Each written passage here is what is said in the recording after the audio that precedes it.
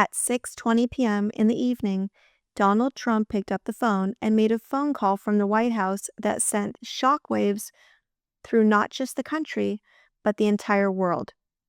Over the next 45 minutes, he rambled incoherently, told millions of Americans that immigrants are genetically inferior, and admitted he has no exit strategy for the war he started other than waiting until he feels it in his bones.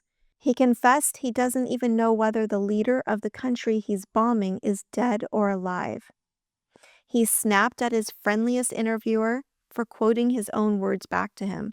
And then, in the middle of it all, he started talking about how he buys dress shoes for his cabinet members because he doesn't like when they wear sneakers. It was just another reminder of how vulnerable the entire planet is with someone like him in charge. He's a man with no plan, no clarity, no impulse control, and no business being anywhere near the decisions that determine whether people live or die. This is what happens when the most dangerous and least qualified person on earth is the President of the United States. During the call, which was recorded to air the next morning on the Brian Kilmeade Show on Fox News Radio, Kilmeade brought up a series of violent attacks across the country, including a shooting at Old Dominion University and a vehicle ramming at a synagogue near Detroit. These are real acts of terror on American soil. And when Trump was asked about the people responsible, he didn't talk about intelligence failures or the fact that his administration has been gutting the FBI and the DOJ of the very counterterrorism experts trained to stop these attacks. Instead, he said this. He said, they're sick people. Others, they just go bad. Something wrong. There's something wrong there. The genetics are not exactly your genetics. That was the President of the United States on a phone call from the White House, broadcast to millions of people, telling a white interviewer that the people committing violence in this country don't share your genetics. He separated human beings into genetic categories. I'm struggling a bit with my voice, so please bear with me. This is a dog whistle. This is eugenics. This is the same framework that sorted human beings into desirable and undesirable in the early 20th century. The same language that underpinned forced sterilization programs in the United States, programs that targeted Black, Indigenous, disabled, and immigrant communities for decades before Nazi Germany adopted the model and industrialized it. When a head of state begins classifying people by their DNA publicly, casually, on a friendly media station, that is not a slip. That is a signal. And every white nationalist watching heard it clearly. HuffPost's headline was "Trump appears to endorse eugenics." The New Republic went with "Trump tells white reporter immigrants don't have your genetics." NBC, Raw Story, and Yahoo News all ran separate pieces on just this one quote. Because once a president starts telling the public that certain people are genetically inferior, history has shown us exactly what comes next. Every single time. But the genetics comment wasn't even the most dangerous thing he said. It was just the most disgusting. The most dangerous part came when Kilmeade asked him a simple, direct question that any wartime president should be able to answer without hesitation. He asked, "When will you know the war is over?" And Trump's response? He said, "When I feel it in my bones." Kilmeade followed up, asked if it would be a joint decision, if his advisors would weigh in, and Trump said he has, and I quote, "great people," and he named a few, and then he added, "I convinced them all to, let's do it my way." And there it is, no benchmark or conditions for victory, no timeline or consultation with Congress, which never authorized this war in the first place. There's no metric for success and no definition of what over even means. Just one man sitting in the White House telling the country that American service members will keep fighting and dying in a war until something in his body tells him it's time to stop. And while he was saying that, we learned that all 6 American service members aboard the KC-135, the refueling plane that crashed in western Iraq on March 12th, were confirmed killed. That brings the total to 13 American service members as of the recording of this video who are no longer with us because of his excursion, which is what he actually called the war once again during the interview. And roughly 140 more have been wounded. And it's not slowing down. On Friday, Defense Secretary Pete Hegseth approved a request to deploy 2,500 additional Marines from the 31st Marine Expeditionary Unit, along with the USS Tripoli, to the Middle East. If this war is going as well as the administration claims it is, and if we are way ahead of schedule as Trump keeps insisting, then the obvious question becomes why thousands of additional troops are suddenly being sent into the region. Marine expeditionary units are not symbolic deployments or political theater designed for headlines. They're built to conduct ground operations, amphibious landings, and direct combat missions, which means that while their deployment does not guarantee a ground invasion is imminent, it absolutely means the military wants that option firmly on the table. And that is an escalation no matter how the White House tries to frame it. But the most revealing moment of the entire interview came when Kilmeade asked Trump directly about the possibility of seizing Karg Island, Iran's most critical oil terminal. Trump did not dodge the question or laugh it off as speculation. Instead, he erupted. He called the question foolish, told Kilmeade that he shouldn't even be asking it, and said only a fool would answer something like that publicly. And yet the question itself is the part that should stop us and make us question all of this, because Karg Island is not something that casually comes up in a conversation. It handles roughly 90% of Iran's crude oil exports. You do not ask about it unless someone has told you it is under consideration. And Trump's reaction was not the reaction of a man surprised by a wild guess. It was the reaction of a man furious that something he believed had been shared privately was suddenly being said out loud, on air, to millions of people. He tried to wave it off, insisting it was not high on the list, but only hours later he posted on Truth Social, claiming that the United States had totally obliterated every military target on the island, which tells you something you need to know.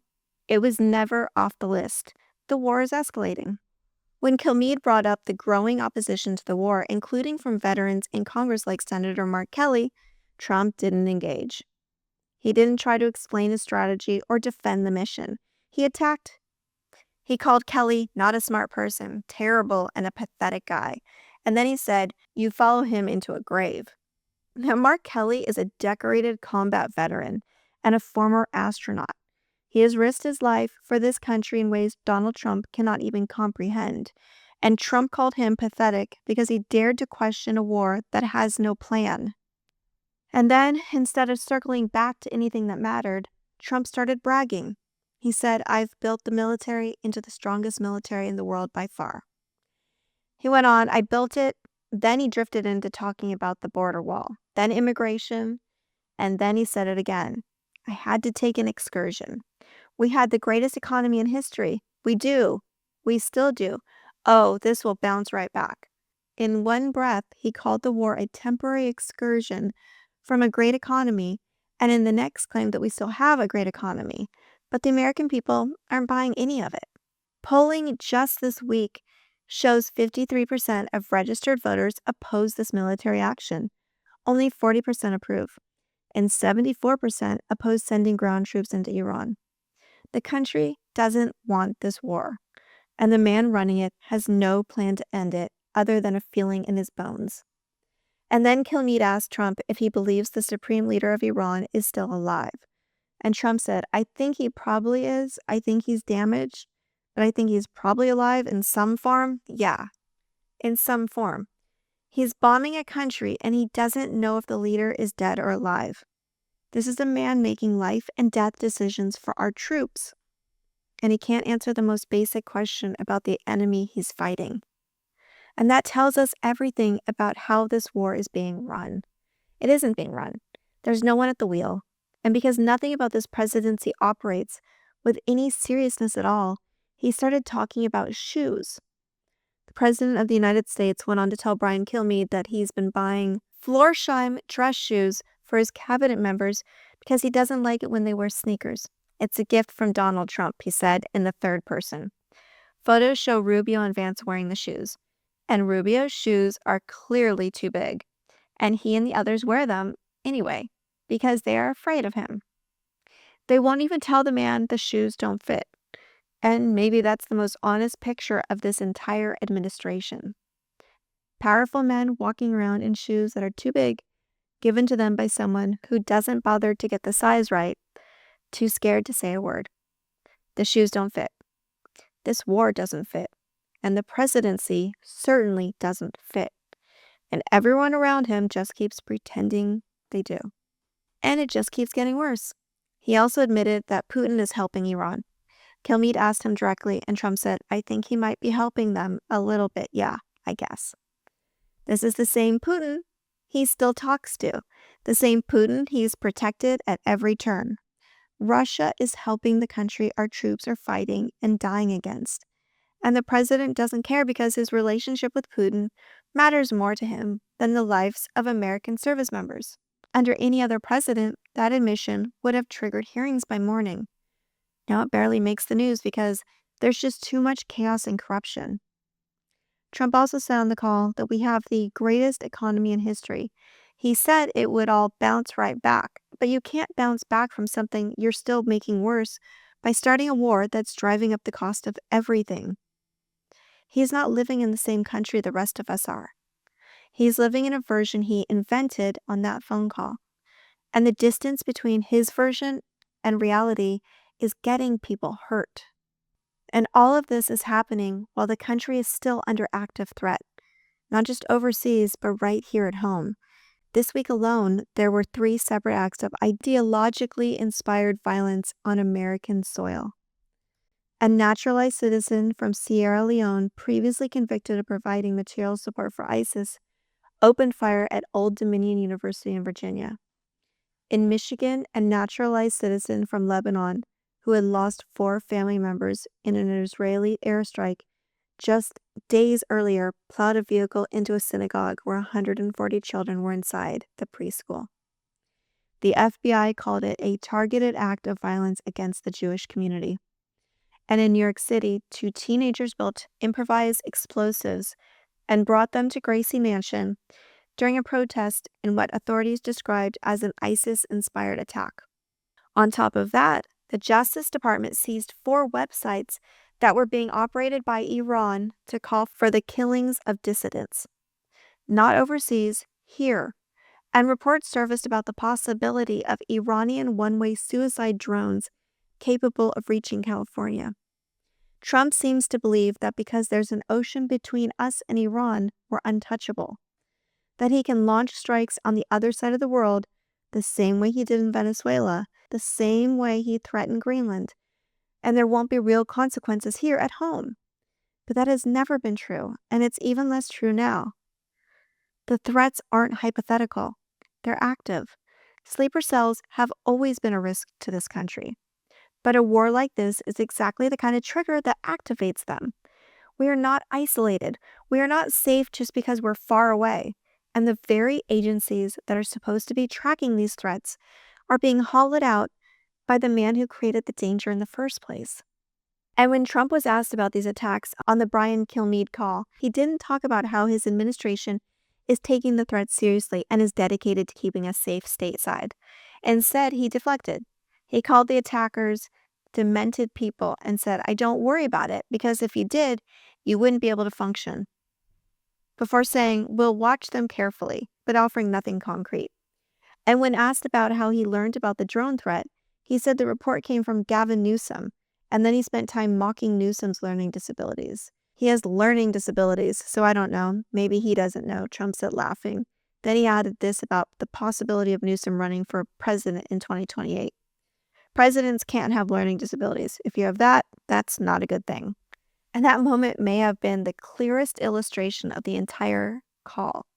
The irony of Donald Trump commenting on anyone's mental fitness is beyond staggering. This is a man who can barely complete a coherent thought on his best days, who falls asleep during his own cabinet meetings, who just spent 45 minutes on the phone drifting from eugenics to shoes while the country faces real active threats that he couldn't even be bothered to take seriously. By now, most of us understand exactly what we heard on that phone call.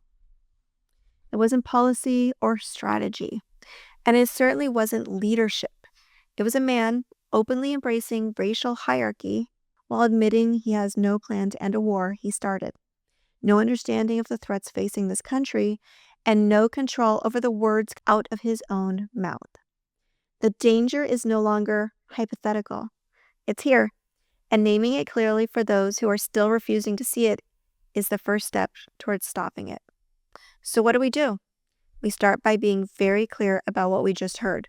When a president of the United States tells a white interviewer that certain people don't share your genetics, that's not politics. It is the framework, the same framework that was used to rank human beings as superior and inferior in the early 20th century. The framework that led to forced sterilization laws in more than 30 American states before the Nazis adopted it and took it to its logical end. That is the language of extermination. And every time a leader has used it, it was never just words. It turned into policy and law. It was violence carried out by the state against people who had been told they didn't belong. And remember, it didn't start with camps. It started with classification. And it started with a leader telling a country that some people were less than others because of their blood. That's where we are right now.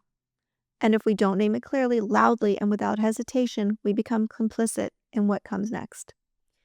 And we also register every single person we can to vote. We don't wait.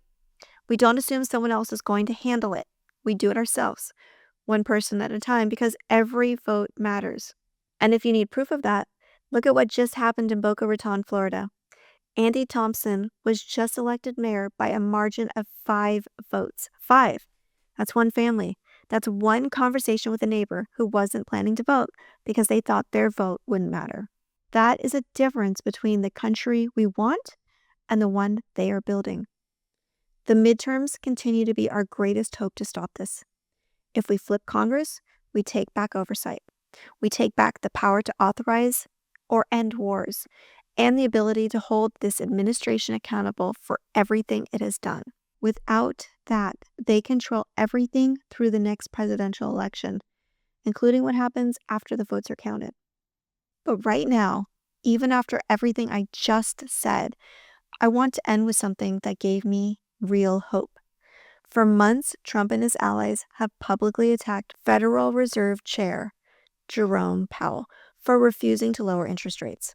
In January, U.S. Attorney for the District of Columbia, Jeanine Pirro, issued grand jury subpoenas targeting him directly, using a probe into the Fed's building renovation as pretext. And just Friday, Chief Judge James Boasberg in Washington quashed those subpoenas. He didn't just rule against them. He found that there was no factual basis for a criminal probe, that the subpoenas were a pretext to pressure the Federal Reserve into lowering interest rates, that after more than 100 public attacks on Powell by Trump and his allies, this was retaliation and not law enforcement. And then he wrote a sentence that every American needs to hear. He said, "The government has offered no evidence whatsoever that Powell committed any crime other than displeasing the president." That is a federal judge looking at the full force of this regime's legal machinery and saying, nope, this is not justice. This is a vendetta, and I am stopping it. He released the ruling publicly. He broke it down so clearly and so thoroughly that there was nowhere for the administration to hide. He didn't pick a political side. He picked the side of the law and the Constitution held. This is a reminder that the courts are still holding, not because the system is invincible, but because there are still people inside it who believe in their oath. Judges who are willing to stand up, put their names on a ruling, and tell this administration that the law still means something, that the tools are still there. People with power are still pushing back. And this is why I still have hope for America, and you should too. If you've made it this far in my video, we are definitely on the same side, well, the right side of history. I'm working really hard to spread this message as far as I can ahead of the midterms. The midterms are our greatest hope. So please take a moment. Make sure you're subscribed to my channel. Like the video, give it a thumbs up, leave a comment, anything to let the algorithm know to show it to more people. And for all of my daily posts, you can find me on Heather Delaney Reese. That's on Substack, and I've included a link for you below. And remember, no matter how dark the days get, and as the midterms get closer, they're going to get darker, I will be here every single day, and together we will always have hope for America. I'll see you tomorrow.